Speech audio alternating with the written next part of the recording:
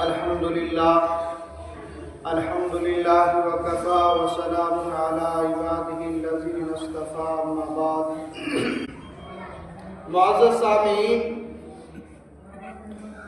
زمانہ جاہلیت میں عرب کے کفار و مشرکین خانہ کعبہ کا طواف کرتے وقت کپڑے پہن کر طواف کرنا حرام سمجھتے تھے،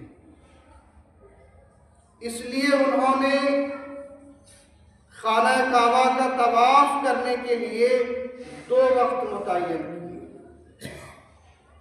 دن میں مرد برہنہ ہو کر یعنی ننگا ہو کر خانہ کعبہ کا طواف کرتے، اور رات میں عورتیں کعبۃ اللہ کا طواف برہنہ ہو کر کرتی۔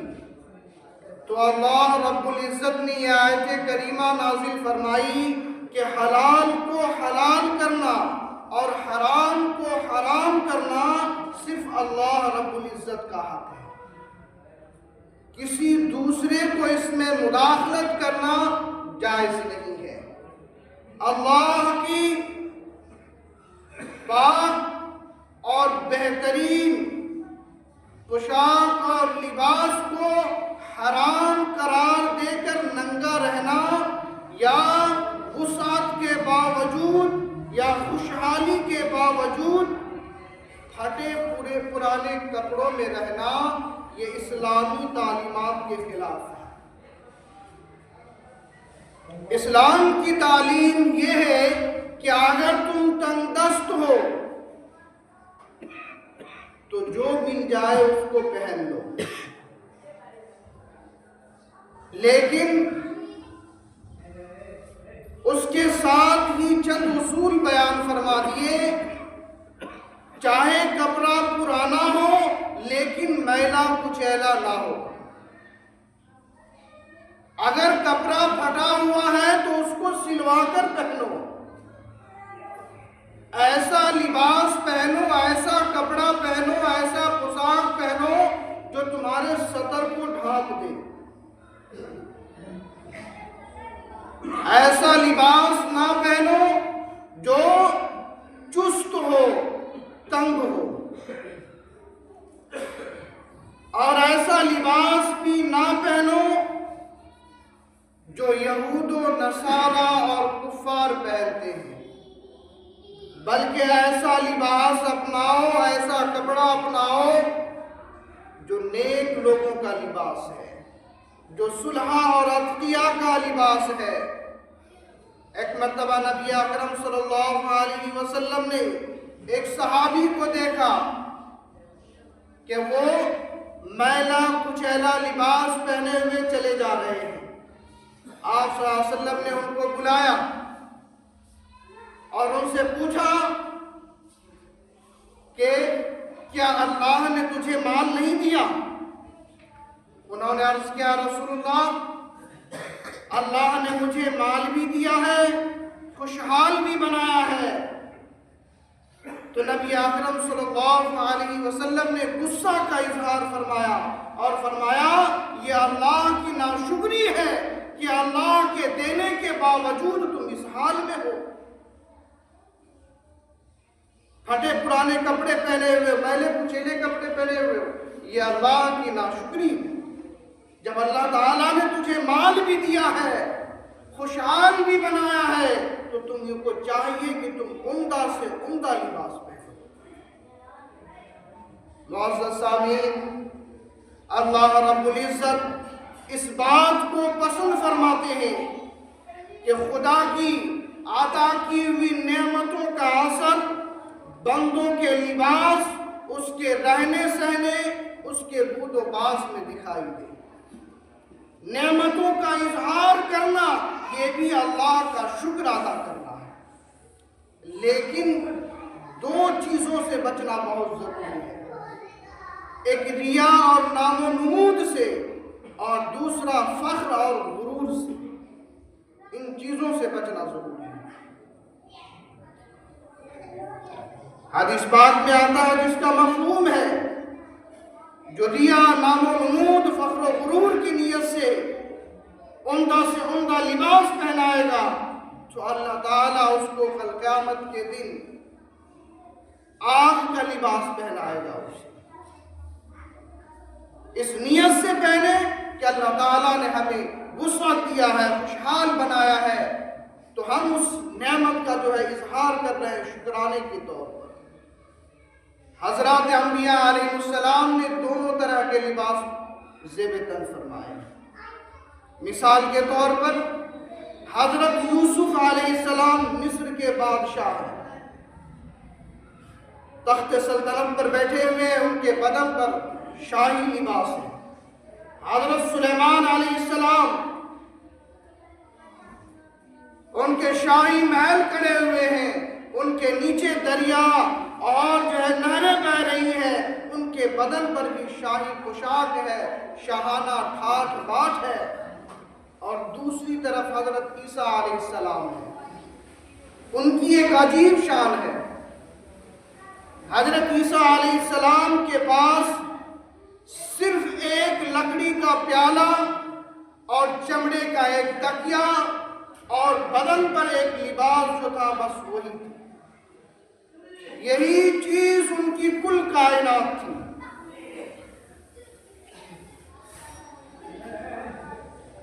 وہ لکڑی کا پیالہ، ان کے پانی پینے کا برتن بھی وہی تھا، وضو کا لوٹا بھی وہی تھا، اور کھانے کا برتن بھی وہی تھا۔ حضرت عیسیٰ علیہ السلام ایک مرتبہ کہیں تشریف لے جا رہے تھے، دیکھا کہ ایک شخص دریا کے کنارے پر کھڑا ہاتھ کے چلو سے پانی پی رہا ہے۔ حضرت عیسیٰ علیہ السلام فرمانے لگے، اللہ اکبر، اتنی دنیا ہم نے اپنے پاس رکھ رکھی ہے، جب یہ آدمی چلو سے پانی پی سکتا ہے، میرے پاس تو ایک لکڑی کا پیالہ ہے، اس کے بغیر بھی زندگی گزاری جا سکتی ہے۔ عیسیٰ علیہ السلام نے فوراً اس لکڑی کے پیالے کو صدقہ کر دیا اور وہاں سے آگے چل دیے۔ اب ان کے پاس صرف جو ہے چمڑے کا ایک تکیہ باقی رہ گیا۔ آگے چلتے چلتے ایک شخص کو دیکھا کہ زمین پر سر کے نیچے ہاتھ رکھ کر سوئے ہوا ہے۔ یہ دیکھ کر عیسیٰ علیہ السلام فرمانے لگے، اللہ اکبر، یہ تکیہ تو دنیا کا ایک مستقل سامان ہے، اس کے بغیر بھی زندگی گزاری جا سکتی ہے، کوہنی پہ ہاتھ رکھ کر سویا جا سکتا ہے۔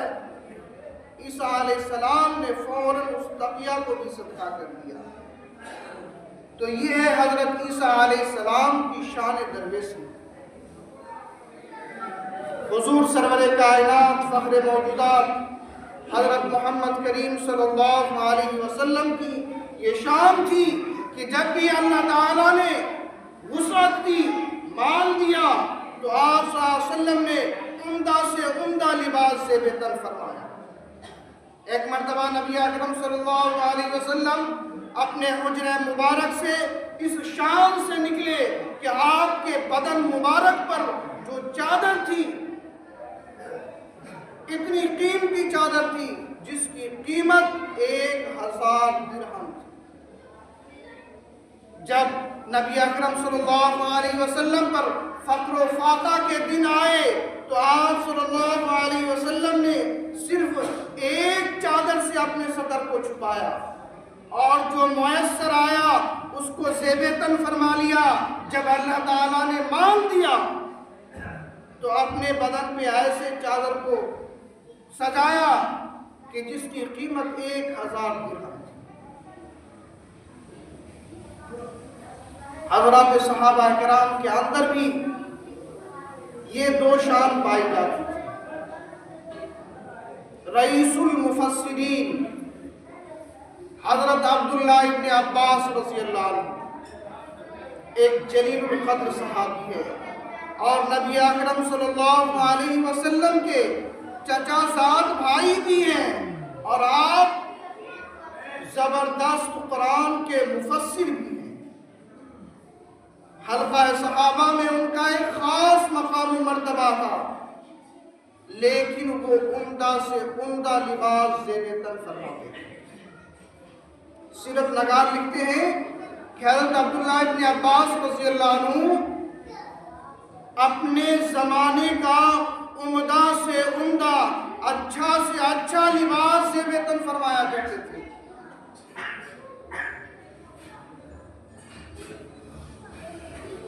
اچھا سے اچھا اور عمدہ سے عمدہ لباس پہننا یہ زہد و قناعت، ورع و تقوی کے خلاف نہیں ہے۔ جب اللہ تعالیٰ نے مال و دولت دیا ہے، وسعت دیا ہے، خوشحال بنایا ہے، تو اچھا سے اچھا لباس پہننا یہ بھی جو ہے ایک عبادت ہے، نعمتوں کا اظہار کرنا، اللہ کا شکر ادا کرنا ہے۔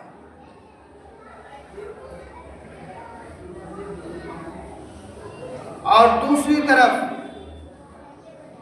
حضرت ابو ذر غفاری رضی اللہ عنہ ہے، ان کی شان یہ ہے کہ ان کے بدن پر جو کپڑا ہے اس کے علاوہ دوسرا کپڑا رکھنا پسند نہیں کرتے۔ دسترخوان پر جب دو قسم کے سالن جمع ہو جاتے تو اس سے آپ ناراض ہو جاتے اور فرماتے کہ اللہ کے رسول صلی اللہ علیہ وسلم کے دسترخوان پر کب دو سالن جمع ہوئے ہیں؟ تو یہ حضرت ابو ذر غفاری رضی اللہ عنہ کی شان ہے۔ امام مالک رحمۃ اللہ علیہ، مورخین لکھتے ہیں ان کے بارے میں، امام مالک رحمۃ اللہ علیہ کے بارے میں لکھتے ہیں کہ امام مالک رحمۃ اللہ علیہ ہر روز روزانہ ایک نیا جوڑا استعمال فرماتے اور دوسرے دن اس جوڑے کو غریبوں میں تقسیم فرما دیتے۔ اس طرح امام مالک رحمۃ اللہ علیہ سال کے شروع میں 360 جوڑے کپڑے بنوا کر اسٹاک کر لیتے، ہر روز ایک نیا کپڑا استعمال فرماتے اور دوسرے دن اس لباس کو، اس کپڑے کو غریبوں میں تقسیم فرما دیتے۔ ایک مرتبہ کسی نے حضرت سفیان ثوری رحمۃ اللہ علیہ سے پوچھا کہ حضرت آپ اتنا ٹھاٹ باٹ اور سہانا فاخرانہ لباس پہنتے ہیں، کیا یہ زہد و قناعت کے خلاف نہیں ہے؟ تو سفیان ثوری رحمۃ اللہ علیہ نے فرمایا کہ اگر میں پھٹے پرانے کپڑے پہننے لگوں، میلا کچیلا کپڑا پہننے لگوں تو یہ امیر زادے، یہ مالدار لوگ مجھے ناک پوچھنے کا رومال بنا لیں گے۔ میں تو فاخرانہ لباس اس لیے پہنتا ہوں تاکہ انہیں بتلا دوں کہ جو تمہارے پاس ہے وہ ہمارے پاس ہے، ہم تمہارے محتاج نہیں ہیں، لیکن جو چیز ہمارے پاس ہے یعنی علم، اس سے تم محروم ہو۔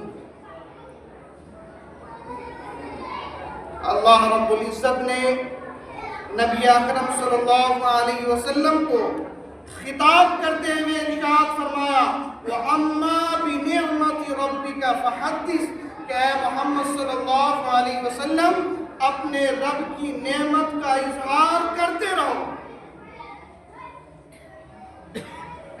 نبی اکرم صلی اللہ علیہ وسلم نے فرمایا، حضرت ابو ذر رضی اللہ عنہ سے روایت ہے، نبی اکرم صلی اللہ علیہ وسلم نے فرمایا کہ 3 آدمی ایسے ہیں کہ قیامت کے دن اللہ تعالیٰ ان سے گفتگو نہیں فرمائیں گے اور ان کو درد سے دردناک عذاب دیا جائے گا۔ حضرت ابو ذر رضی اللہ عنہ نے عرض کیا رسول اللہ وہ کون لوگ ہیں جن سے اللہ تعالیٰ قیامت کے دن گفتگو نہیں فرمائیں گے اور ان کو دردناک عذاب دیا جائے گا، وہ کون لوگ ہیں؟ نبی اکرم صلی اللہ علیہ وسلم نے فرمایا جو ٹخنوں سے نیچے پائجامہ کو لٹکاتا ہے، ٹخنوں سے نیچے پائجامہ لٹکانے والا، اور دوسرا وہ ہے جو احسان جتلاتا ہے، احسان جتلانے والا، اور تیسرا وہ منافق جو جھوٹی قسمیں کھاتا ہے۔ تو میرے محترم بزرگو دوستو، اکثر لوگ ہم میں سے یہ سمجھتے ہیں کہ صرف نماز کے حالت میں ٹخنوں سے کپڑا اوپر ہونا چاہیے، صرف نماز ہی کے حالت میں، نماز کے بعد ٹخنوں سے نیچے ہو گیا تو کوئی بات نہیں ہے۔ تو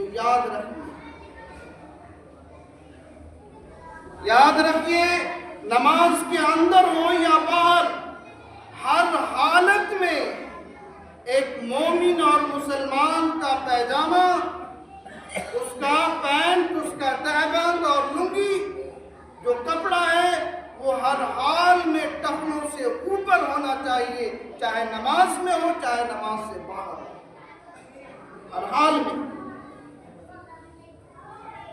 نبی اکرم صلی اللہ علیہ وسلم نے فرمایا کہ جب میری امت 5 چیزوں کو اپنا لے گی تو سمجھ لینا کہ اس کی بربادی کا زمانہ شروع ہو گیا۔ نمبر 1،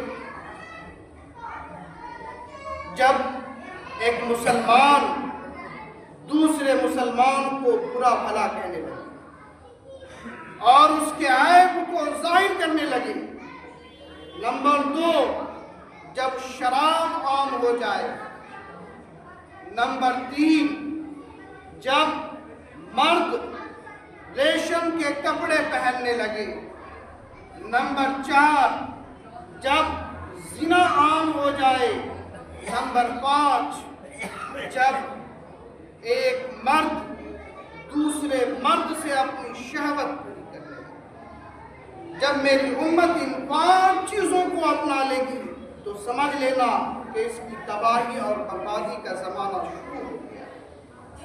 نبی اکرم صلی اللہ علیہ وسلم نے فرمایا کہ جس نے دنیا کی زندگی میں ریشم یعنی سلک کا کپڑا پہنا، لا خلاق لہ فی الآخرہ، جنت کا لباس اس پر حرام ہے، آخرت میں اس کا کوئی حصہ نہیں، لا خلاق لہ فی الآخرہ، آخرت میں اس کا کوئی حصہ نہیں۔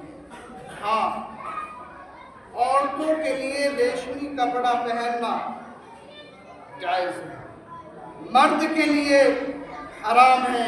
کذالک نفصل الآیات لقوم یعلمون، اللہ تعالیٰ قرآن کریم میں فرماتا ہے کہ ہم نے اس طرح اپنی باتیں صاف صاف بیان کر دی ہے ان لوگوں کے لیے جس کے اندر تھوڑا بہت بھی سمجھ بوجھ ہے۔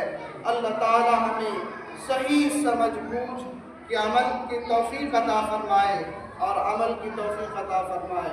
وآخر دعوانا ان الحمد للہ۔